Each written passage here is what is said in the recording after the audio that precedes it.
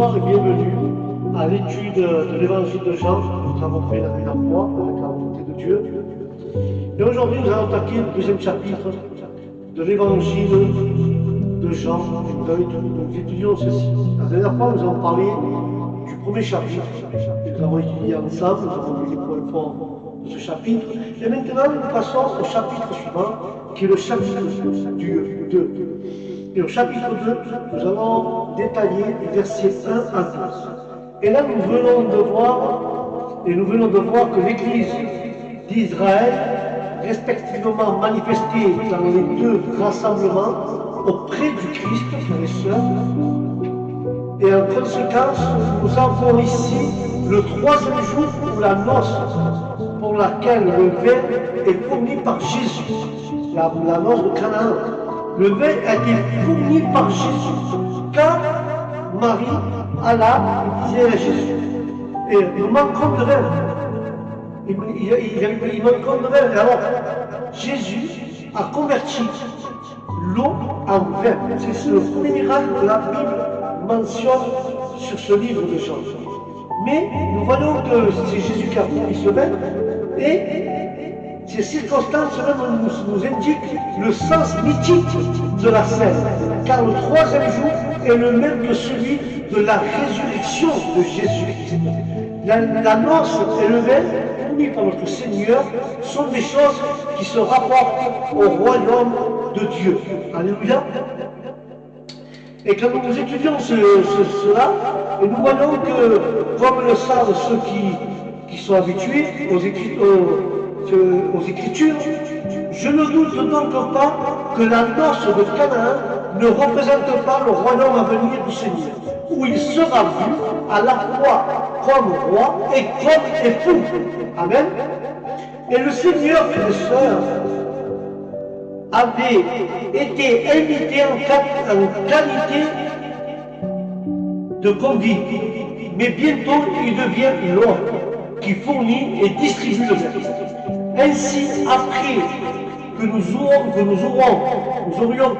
aurons goûté la consolation, frères et sœurs, et que nous trouvions de cette scène inférieure, le Seigneur nous donnera la joie du royaume et boira à nouveau avec nous du fruit de la vie par son intervention pleine de grâce. Il transforme à ce qui n'était qu'une simple noce. Cela est un mystère, frères et sœurs. En effet, l'occasion de manifester sa gloire, la gloire préfigurée du royaume. Et là, nous voyons que Nathanaël avait reconnu en personne Jésus lui-même devient l'hôte ou l'époux, comme nous pouvons voir dans ce passage. Mais le maître d'hôtel s'adresse à l'époux qui les avait conviés, comme si lui était hôte, mais c'était Jésus qui avait pourvu à la joie du festin et qui maintenant, frères et sœurs, encore garde le bon vin de son peuple pour la fin au nom de Jésus. Alléluia. Jésus garde le bon vin pour la fin, frères et sœurs. La gloire revient à Dieu.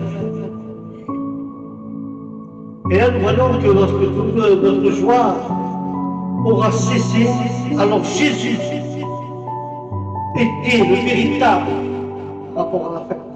La fête était là, où il changeait l'eau en vin, comme dans son royaume. Il mettra de côté nos joies très premières et il nous donnera ce que l'œil n'a pas vu et ce qui n'est pas monté au cœur de l'homme.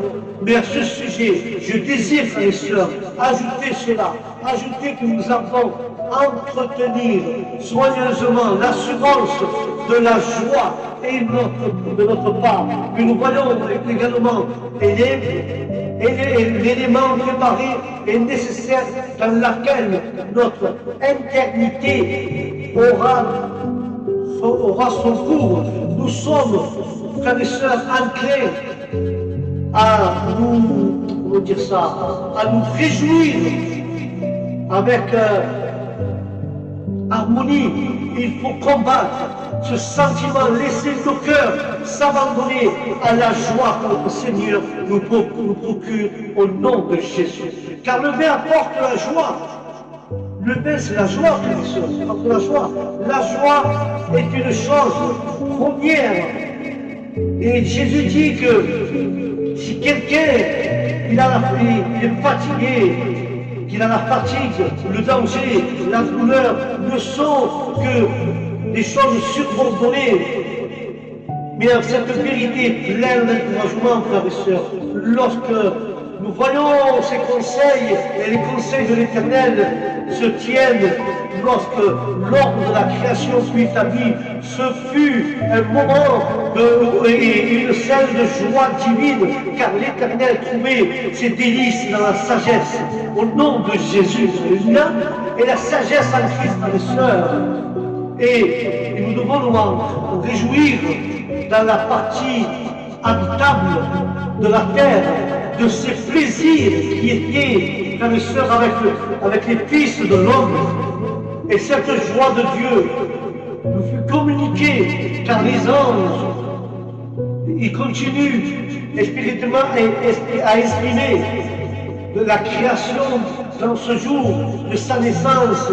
Elle aussi nous sourit, car le renversement de cet état de choses par l'infidélité de l'homme n'a pas mis d'obstacle à la joie, il n'a pas fait qu'un changer le caractère, la rédemption, frères et sœurs, la rédemption devient la source d'un bonheur plus élevé, plus étendu et d'un ton plus solennel au nom de Jésus. Alléluia. Ceci nous éclaire un peu plus loin sur ce chapitre, mais nous voyons aussi, frères et sœurs, que cette nouvelle création sera occasionnellement une joie plus abondante encore que l'ancienne.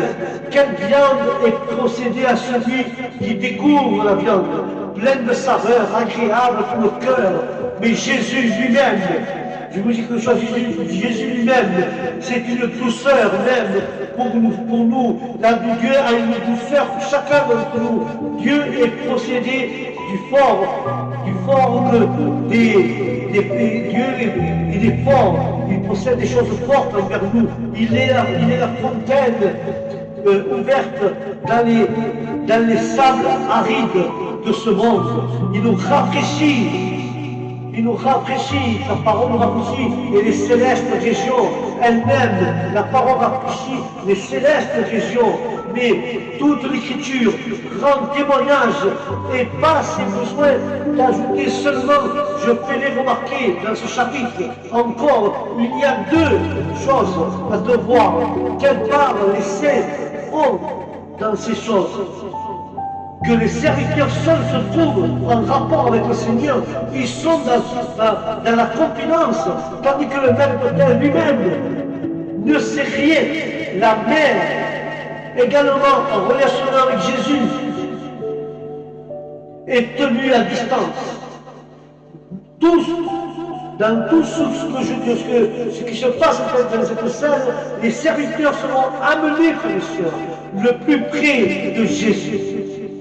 Il est ainsi pour nous, frères et sœurs bien-aimés. Jésus, notre bien-aimé, le Seigneur de gloire, héritier de toutes choses, a été ici-bas comme un serviteur. Il est venu non pour être servi, mais pour servir à ceux qui sont dans le besoin, au nom de Jésus de Nazareth. Alléluia.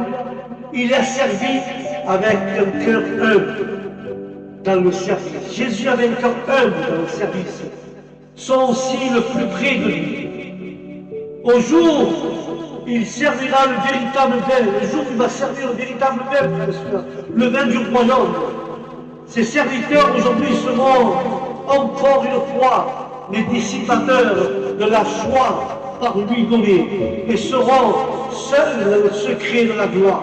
Si quelqu'un me sert, le Père l'honorera au nom de Jésus. Alléluia. Ça, c'est du chapitre, c'est du verset 1 excusez-moi, c'est du verset 1 à 12. Et là, maintenant, nous allons prendre et d'étaler l'écriture toujours le chapitre 2 de Jean, de la partie du verset 13 à 22, nous allons voir cette petite étude. Il est écrit que, ensuite, nous voyons que le Seigneur, à Jérusalem, purifiait le temple avec autorité, et revendiquait ainsi le royaume prérogatif du fils de David. Alléluia. Il interprétait, ici il interprète sur le droit qu'il est exercé dans cette autorité. Et Jésus allègue sa mort et sa résurrection. Détruisez ce temple, dit-il, et en 3 jours je le rebâtirai. En effet, c'est là son titre. Les droits et l'honneur lui appartiennent comme créateur du monde. Et le Seigneur d'Israël, lui, était refusé comme nous l'avons vu. Son titre, comme tel, était méconnu. Mais nous savons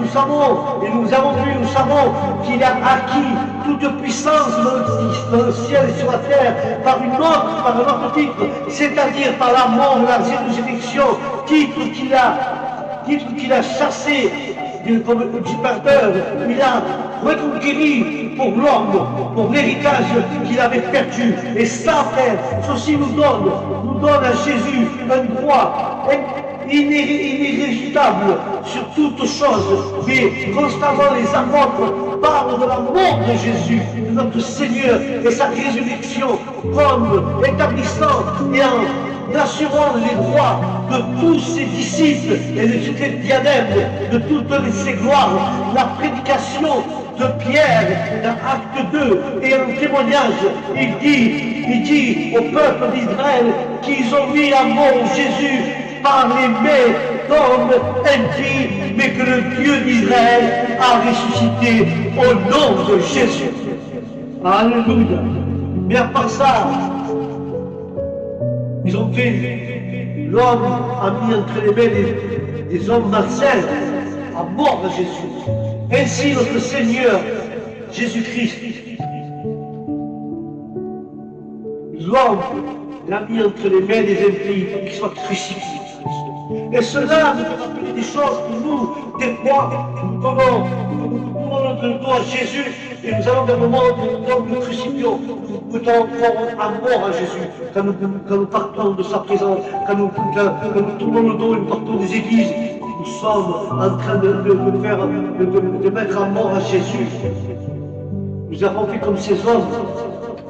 Mais dans l'enseignement de Paul, dans l'épître, frères et sœurs, dans cette épître, et je vais conclure avec cela, dans cette épître, dans l'enseignement de Paul, aux Philippiens 2, entre aussi, il rentre dans ses écritures, le rejet, mais il le répète encore.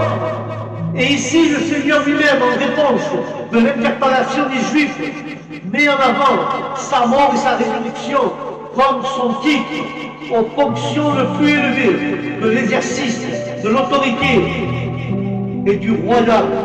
Il répète la même chose. Il élève l'exercice de l'autorité royale et de sacerdotale parce qu'il s'est abaissé lui-même.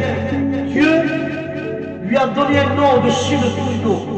Le fils de David, selon l'évangile de Paul, a été ressuscité entre les morts. La couronne de Jésus était avec lui fixée sur la croix, à la vue de tout le monde et à la vue du monde entier.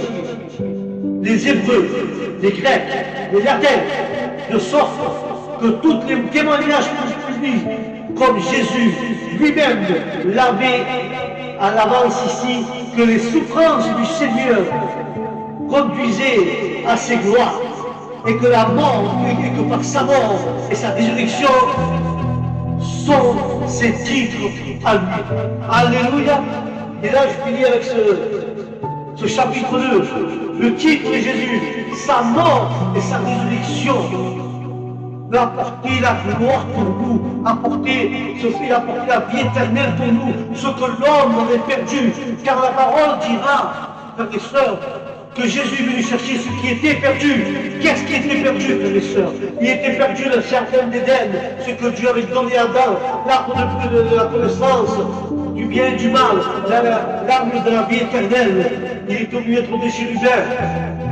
Ce qui a été perdu, l'homme a perdu le paradis, l'homme a perdu la communion avec Dieu, l'homme a perdu l'arbre de la vie, l'homme a perdu toutes ces choses que Dieu a données au commencement. Et c'est pour ça que Jésus il dit, je suis venu chercher ce qui était perdu.